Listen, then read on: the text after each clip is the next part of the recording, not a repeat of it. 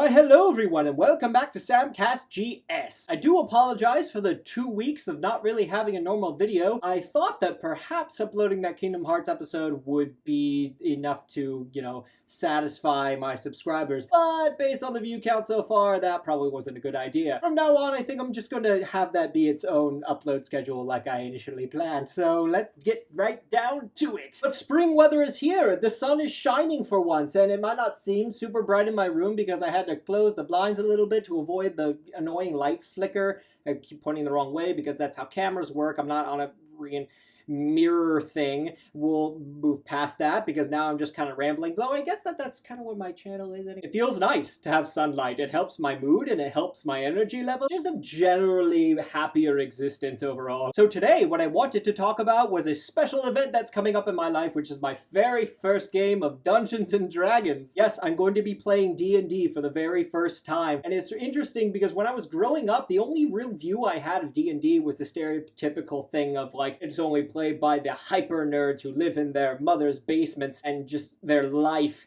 is absorbed by this habit and they lose all sense of existence outside of this. But then I grew up and I realized that that's actually World of Warcraft. Oh snap! I never played World of Warcraft because I like, life. But hold on, you might be saying, I don't know anything about D&D. How am I supposed to follow this video? You're going to be talking about things that I have no idea what you mean, all these words and stuff. Well, guess what? I'm just as lost as you are. So we're going to go through this together. That's not entirely true. I created a character, so I know how that works, kind of. I also learned about the different races and their abilities, kind of. I know about classes and the abilities and proficiencies of those classes, kind of. I have my very first set of dice, and I know how each of them work and which ones are used for what, kind of. And recently I learned more about magic, so I understand that. Wait for it.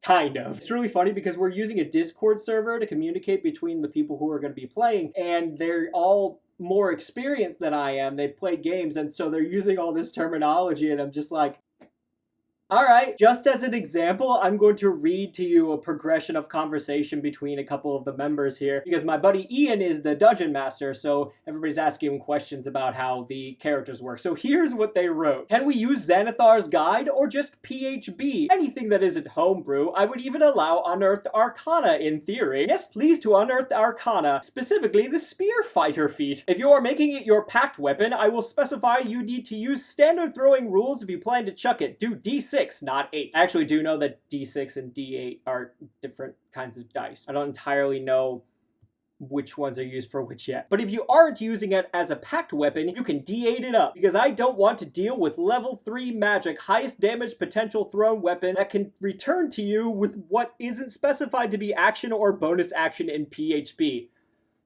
Okay, I'm sure I'll understand these things eventually, but good lord, that's a lot of things. Side note, my character is a rogue, and I have a basic understanding of how that works, but based on the one-shot that Ian and I did to establish how D&D is played, I need to pay more attention to what my thief can do. Our one-shot started off in a hilarious fashion, by the way. My character was wandering through the sewers trying to escape a crime scene, and he ran into a horde of rats. And so we had to roll initiative, which means that you're rolling to see if you go first or the enemy goes first, or like who the order of people and movements and actions. I roll a higher number than the rats. I would certainly hope so. And so I go to attack them and I roll a 1, which means I miss a horde of rats that is currently crawling all over me. Then Ian rolls for the rats and they get a natural 20, which is a critical hit, and it instantly killed me. Less than 5 minutes into this one shot, and my character has been brutally murdered by a horde of rats. We fiddled around with the series of events a little bit so that my first experience with Dungeons and Dragons didn't end immediately and in tragedy. Also, when I mentioned in the chat that my character was a rogue, my friend Sedera responded with, "Oh Sam, you're going to love a 5e rogue."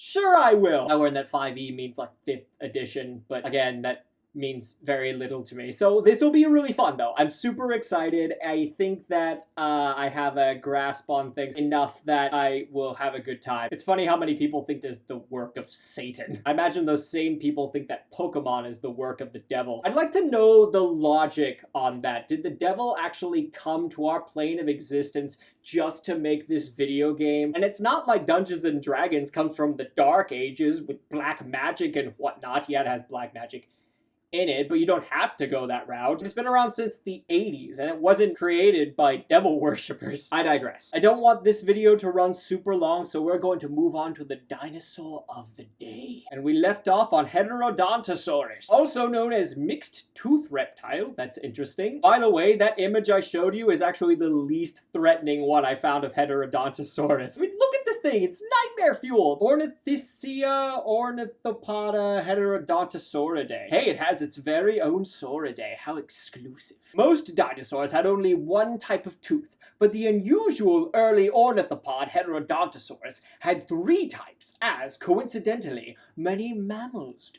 Interesting. It's like a mammalsaur. A dino mammal. A dimammalsauridae thing, anyway. The first type, set in the front of its upper jaw, were small, pointed cutting teeth. Similar to mammals in sizes, the toothless bottom jaw was formed into a hard beak. The second type, perhaps present only in males, were sharp, short tusks in the upper and lower jaws, similar to mammalian canine teeth. We get it. It has mammal teeth. It's fine. The lower pair fitted into slots in the upper jaw, and the upper pair probably protruded from the dinosaur's closed mouth. Finally, both sexes had broad molar-like cheek teeth. Scientists think that the front teeth were used to nip off leaves, the canines to chop leaves into pieces, and the cheek teeth to grind up the vegetation. Okay, I can see where they're coming from for the mammalian portion, because we have teeth like that. We have the front teeth like arr, and then we have the middle teeth for arr, and then we have the back teeth for arr. Very scientific. Physically, it was 4 feet long and lightly built. Strong hind limbs, smaller forelimbs with clawed fingers, and a sloping skull. Also cites South Africa. I don't think we've had one like that. Either that or forgotten, because I started this ages ago. And the geologic age, the late Jurassic. So that is Heterodontosaurus. What do we have next? Oh my